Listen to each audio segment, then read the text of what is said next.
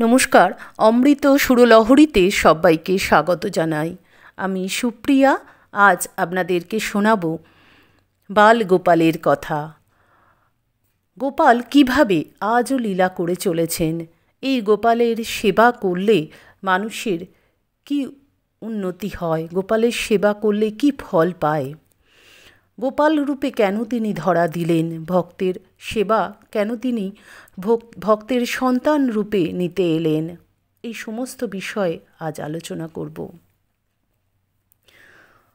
আজকের আলোচনা শুরু করবার আগে আপনাদের কাছে অনুরোধ, আপনারা যারা আমাদের চ্যানেলটি সাবস্ক্রাইব করেননি তারা সাবস্ক্রাইব করে পাশে থাকুন এবং আজকের ভিডিওটি যদি ভালো লাগে অবশ্যই একটা লাইক দেবেন, কমেন্ট করবেন, বন্ধুদের মধ্যে শেয়ার করবেন। শুরু করছি আজকের আলোচনা। ভগবান শ্রীকৃষ্ণ বলেছেন, যদা যদা হি ধর্মস্য গ্লানির্ভবতি ভারত অভ্যুত্থানম অধর্মস্য তদাত্মানম সৃজম্যহম পরিত্রাণায় সাধূনাং বিনাশায় চ দুষ্কৃতম ধর্ম সংস্থাপনার্থায় সম্ভবামি যুগে যুগে। অর্থাৎ, হে ভারত, যখনই ধর্মের অধঃপতন হয় এবং অধর্মের অভ্যুত্থান হয় তখন আমি নিজেকে প্রকাশ করে অবতীর্ণ হই সাধুদের পরিত্রাণ করার জন্য এবং দুষ্কৃতকারীদের বিনাশ করার জন্য এবং ধর্ম সংস্থাপনের জন্য আমি যুগে যুগে অবতীর্ণ হই। আবার রামচরিত মানসে বালকাণ্ডে আছে, জব জব হই ধর্ম কি হানি বড়হি অসুর অধম অভিমানী তব তব প্রভু ধরি বিবিধ শরীরা হরহি কৃপানিধি সজ্জন পীড়া। অর্থাৎ, যখনই ধর্মের হানি হয়, অধম অসুর যখন অত্যন্ত অহংকারী হয়ে যায়, তখনই বিভিন্ন শরীর ধারণ করে আমি এই ধরাধামে অবতীর্ণ হই। আমরা আজকে সেই ভগবান শ্রীকৃষ্ণ অর্থাৎ গোপালের জন্ম বৃত্তান্ত থেকে শুনব যে তার জন্মের পূর্বে তিনি কি ছিলেন, জন্ম তার কীভাবে হলো এবং তিনি কেন বাল গোপাল রূপে ভক্তের সেবা নিচ্ছেন। এটি লিখেছেন অরুণাভ দত্ত। সে ছিল এক আশ্চর্য রাত, জগতের আশ্চর্য পুরুষ ধরাধামে আসবেন। তিনি ভারতীয় জনসমাজের অন্যতম অক্ষর পুরুষ ভগবান শ্রীকৃষ্ণ। জন্মমাত্রই তিনি লীলার অংশধারী। জীবন জুড়ে আছে ঘটনার ঘন ঘটা। কারাগারে জন্ম নিলেন, কংসকে মেরে অধর্মকে নাশ করলেন। তার চরিত মাধুর্যে মিশেছে একাধিক রং, কামনা শূন্য প্রেম, কারণ ছাড়াই ভালোবাসা, ভক্তির শেষ কথা তিনি ভক্তের বশ। মথুরার কৃষ্ণ গোকুলের গোপাল হয়ে চিরস্মরণীয় হয়েছেন। কলিযুগের গোড়ার কথা, গঙ্গার তীরে হরি কথা হচ্ছে।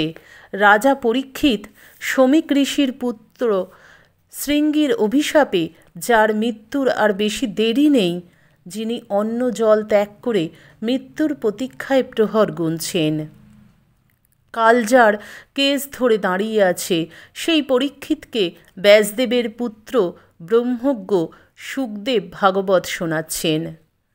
চলে যাওয়ার আগে পরীক্ষিত শুনছেন ভগবানের মধুমাখা লীলা কথা। শুনতে শুনতে তিনি মৃত্যু ভয়ে বিস্মিত হয়েছেন। রাজা পরীক্ষিত চুপ করে শুনছেন এই বিশ্ব ব্রহ্মাণ্ডের এক আশ্চর্য নিয়মের কথা। সে নিয়ম লেখা আছে ভাগবতে। নিয়মটি হল, যখন পাপের ভারে পৃথিবী টলমল করে, সত্য, অহিংসা, ক্ষমা, ত্যাগ, তিতিক্ষা লোপ পায়, যখন মানুষই হয়ে ওঠে মানুষের চরম শত্রু, যখন অধর্ম অনাচারী হয়ে ওঠে মানুষের আশ্রয়, তখনই লোকচক্ষুর আড়ালে এক আশ্চর্য কাণ্ড ঘটে যায়। আজকে যা পরিস্থিতি আমাদের চারপাশের, আমাদের প্রয়োজন স্বয়ং শ্রীকৃষ্ণকে, প্রয়োজন ঠাকুরকে, যিনি যুগে যুগে অবতীর্ণ হয়েছেন এই অসুর নিধনের জন্য। আমাদের চারপাশে যে অসুররা এইভাবে অত্যাচার করে চলেছে তাদের জন্য প্রয়োজন ভগবান শ্রীকৃষ্ণের জন্মের।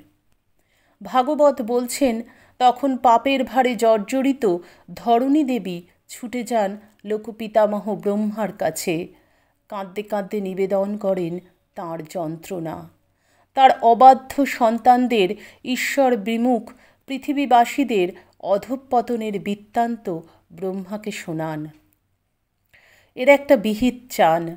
মানুষের দুর্দশা দেখে প্রজাপতি ব্রহ্মার হৃদয় উদ্বেল হয়ে ওঠে। মানুষের দুর্দশা মোচনের জন্য ব্রহ্মা সকল দেবতাদের সঙ্গে নিয়ে উপস্থিত হন ক্ষীর সমুদ্রের তীরে।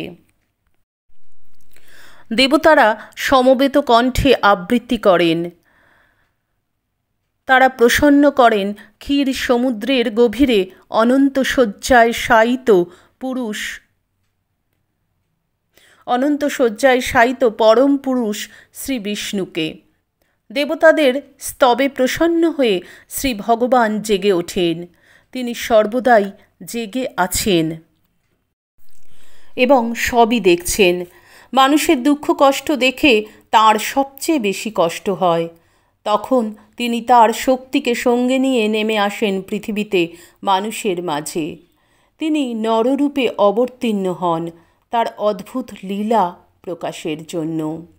যেমন দাপরের শেষের দিকে গোলকপতি পূর্ণ ব্রহ্ম শ্রীকৃষ্ণ এসেছিলেন কংস, অরিষ্ট, ধেনুক, কেশী, প্রলম্ব, জরাসন্ধ প্রভৃতি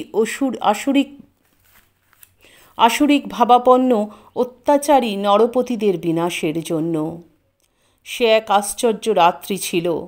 সেই রাত্রে সেই ঘোর অন্ধকারেও উথলে উঠছিল অফুরান আনন্দ। পরমহংস সুখদেব মৃত্যু পথযাত্রী পরীক্ষিতকে শুনিয়েছেন সেই আনন্দঘন মুহূর্তের বৃত্তান্ত, যা কালের উপযোগী সর্বগুণ সম্পন্ন পরম শোভন। এরপর সেই সময় উপস্থিত হলো যখন ভগবান এই পৃথিবীতে আসবেন, অর্থাৎ ভগবান যখন শ্রীকৃষ্ণ রূপে আসছেন। তখনই বোঝা গিয়েছিল যে তিনি এসে জগৎকে আনন্দে মাতিয়ে দেবেন। সব মধুময়, সব ধন্য হয়ে যাবে। দাপরের শেষ পাদে ভাদ্র মাসের কৃষ্ণপক্ষের অষ্টমী তিথি। অন্ধকার নিশুতি রাত্রি, চারিদিকে নিকষ কালো আধার। পদঘাট ঠাহর করা যায় না, কিন্তু চোখ খুলে আকাশের দিকে তাকালেই রোমাঞ্চ জাগে। আকাশে থমথম করছে রোহিণী শ্রীকৃষ্ণের জন্ম নক্ষত্র। সে আগাম এসে জানান দিচ্ছে, তোমরা প্রস্তুত হও, তিনি আসছেন। রোহিণী নক্ষত্রই কেন জন্ম নিলেন শ্রীকৃষ্ণ? এর পিছনেও একটি কারণ আছে। শ্রীকৃষ্ণ চন্দ্রবংশে জন্মগ্রহণ করেছিলেন। সেজন্য চন্দ্রের প্রিয়তমা পত্নী রোহিণীতেই জন্ম নেওয়া সমীচীন মনে করে তিনি রোহিণী নক্ষত্রে ধরাধামে অবতীর্ণ হয়েছিলেন। ভগবান আসছেন। রোহিণী আকাশে উদয় হয়ে এ খবর দিতেই আকাশের অন্যান্য গ্রহ নক্ষত্রগুলো আশ্চর্য রকমভাবে শান্ত হয়ে গেল। পৃথিবীর নগর, গ্রাম, পথ, ঘাট, নদী, সরোবর সব স্থানেই অপার শান্তি বিরাজ করছে। নদীগুলোর জল খুব স্বচ্ছ, পরিষ্কার হয়ে উঠছে। সেই ঘোর নিশীতেও সরোবরগুলিতে পদ্মের পাপড়ি খুলে যাচ্ছে, গাছে গাছে ফুল ফুটে উঠছে, বনে বনে পাখি ডাকছে, ফুলে ফুলে ভ্রমর গুনগুন করে বেড়াচ্ছে। বাতাসে ভাসছে এক পবিত্র সুগন্ধ। এছাড়া আরও কত কি হলো। পৃথিবীটাকে মনে হলো স্বর্গের চেয়েও সুন্দর। যেন ভগবান আসছেন জেনে বিশ্ব প্রকৃতি আর আবেগ ধরে রাখতে পারছে না। রোহিণী নক্ষত্রের নিচে কংসের কারাগার। কারাগারে কংসের হাতে বন্দী বসুদেব ও দেবকী। দেবকীর গর্ভের অষ্টম সন্তান কংসকে বধ করবে। এই আকাশবাণী শুনে নিষ্ঠুর কংস সদ্য বিবাহিতা ভগিনী দেবকীকে হত্যা করতে গিয়েছিলেন। বসুদেবের অনুরোধে কংস নিরস্ত হলেও তাদের দুজনকেই কারাগারে বন্দি করে রেখেছেন এবং দেবকীর 6 পুত্রকে একে একে হত্যা করেছেন। দেবকীর 7ম পুত্র হলেন শেষনাগ বা অনন্তদেবের অবতার বলরাম। বিষ্ণুর আদেশে তাঁর শক্তি যোগমায়া দেবকীর গর্ভ থেকে বলরামকে আকর্ষণ করে বসুদেবের অন্যতমা পত্নী রোহিণীর উদরে স্থাপন করেন। রোহিণী কংসের ভয়ে গোকুলে নন্দরাজার গৃহে গুপ্তভাবে অবস্থান করছিলেন। এবার দেবকীর 8ম গর্ভের সন্তান রূপে ভগবান আসছেন। সেই কংসের কারাগার তখন দেবতা ঋষি সিদ্ধ পুরুষগণের আকর্ষণের কেন্দ্রবিন্দু। সেই ঘোর অন্ধকারে আচ্ছন্ন অর্ধরাত্র সময়ে দেবতা ও ঋষিরা ব্যাকুল হয়ে প্রার্থনা করতে লাগলেন, হে ভগবান, এই সময়ে আবির্ভূত হও। ঠিক তখনই সমুদ্র গর্জে উঠল। আকাশ থেকে মেঘের গুমগুম গর্জন শোনা গেল। আর ঠিক তখনই কংসের কারাগার আলোয় আলো হয়ে গেল। সমস্ত প্রাণীর হৃদয় গুহায় যিনি বিশ্রাম করেন সেই ভগবান বিষ্ণু দেবকীর গর্ভ থেকে ভূমিষ্ঠ হলেন। কংসের অন্ধকার কারাগারে যেন 16 কলায় পূর্ণ চাঁদের উদয় হল। বসুদেব বিস্ময়ে স্তব্ধ হয়ে দেখছেন দেবকীর গর্ভ থেকে যিনি ভূমিষ্ঠ হয়েছেন তিনি অদ্ভুত, তিনি সুন্দর, তিনি অমানসিক রূপধারী এক বালক। বালকের আয়ত 2 নয়ন পদ্ম পলাশের মতো রক্তাভ। তিনি চতুর্ভুজ। তার 4 হাতে শোভা পাচ্ছে শঙ্খ চক্র গদা ও কমল। তার বক্ষস্থলে শ্রীবৎস চিহ্ন, কণ্ঠে উজ্জ্বল কৌস্তব মণি, গায়ের রং বর্ষার মেঘের মতো কৃষ্ণবর্ণ, শিরে মুকুট, পরনে পীতাম্বর, সর্বাঙ্গে অলঙ্কার। বালকের সর্বাঙ্গ থেকে এক অসাধারণ জ্যোতি বিচ্ছুরিত হচ্ছে। আঁতুর ঘর এক দিব্য সুবাসে পূর্ণ, অপূর্বভাবে বিভোর। বসুদেব আনন্দে শিহরিত হলেন, বিস্ময়ে নিথর হয়ে গেলেন। গদগদ কণ্ঠে তিনি বালকরূপী ভগবান নারায়ণের স্তুতি করতে লাগলেন। আপনি প্রকৃতির অতীত সাক্ষাৎ পরম পুরুষ, কেবল অনুভব ও আনন্দই আপনার স্বরূপ। আমার কি সৌভাগ্য সেই সর্ববুদ্ধির দ্রষ্টা সাক্ষী চৈতন্যরূপী আপনাকেই বিগ্রহরূপে আবির্ভূত হতে দেখলাম। বসুদেব শুধু স্তুতি করেই ক্ষান্ত হলেন না, মনে মনে ব্রাহ্মণদের 10 সহস্র গাভীদানের সংকল্প করলেন। দেবকী সেই অপরূপ বালককে অপলক নয়নে দেখছেন। স্বয়ং ভগবানের জননী হওয়ার আনন্দে তিনি আত্মহারা। মা দেবকী ভক্তিপূর্ণ চিত্তে ভগবানের স্তব করছেন।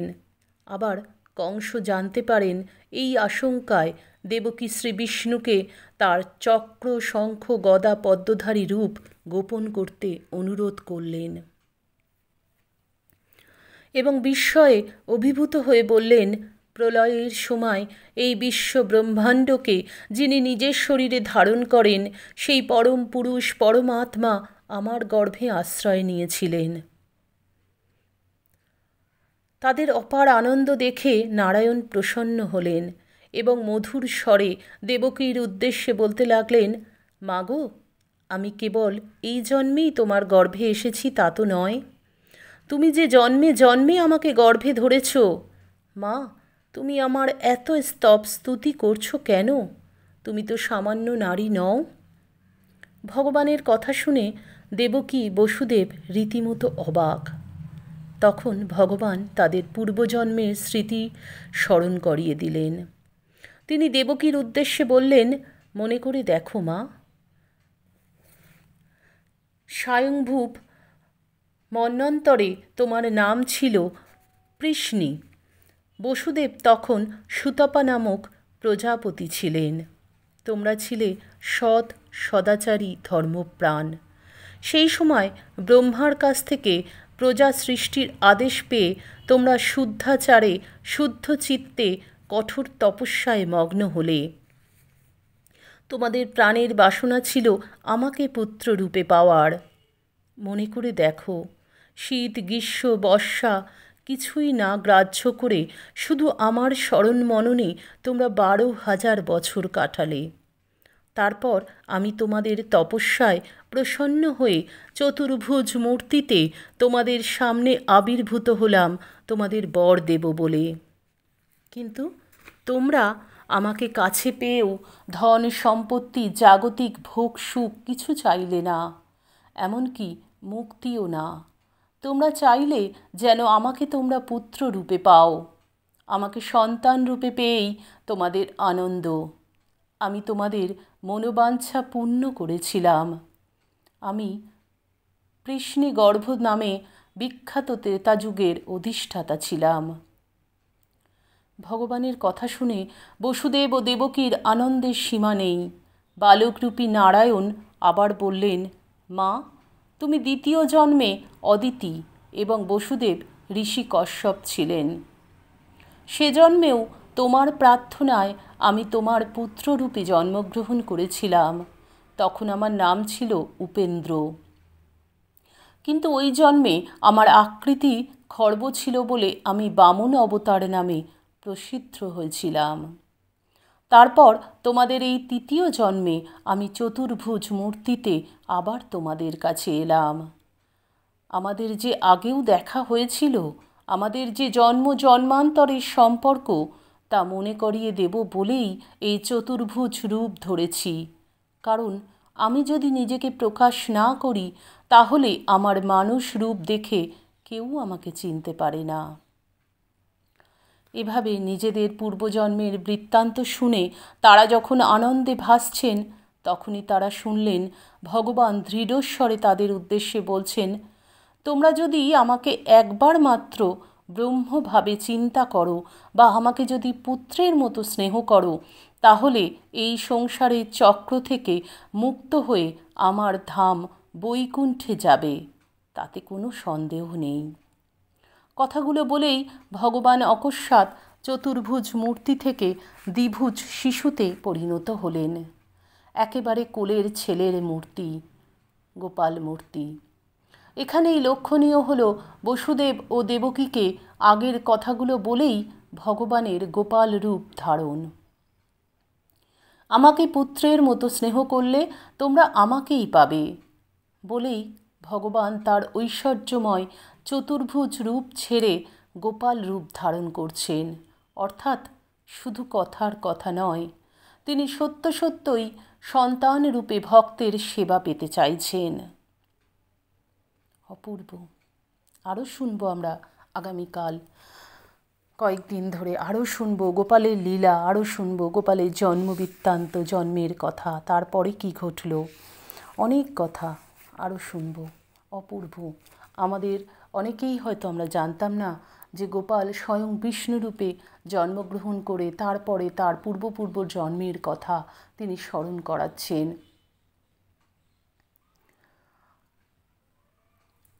আশা করি আমাদের আজকের আলোচনা যে গোপাল কিভাবে ভক্তের সেবায় তুষ্ট হয়ে ভক্তের কাছে গোপাল রূপ ধারণ করে কেন তিনি এসেছেন, স্বয়ং নারায়ণ, চতুর্ভুজা নারায়ণ তিনি কেন ভক্তের কাছে গোপাল রূপ ধারণ করে ভক্তের সেবা নিতে এলেন।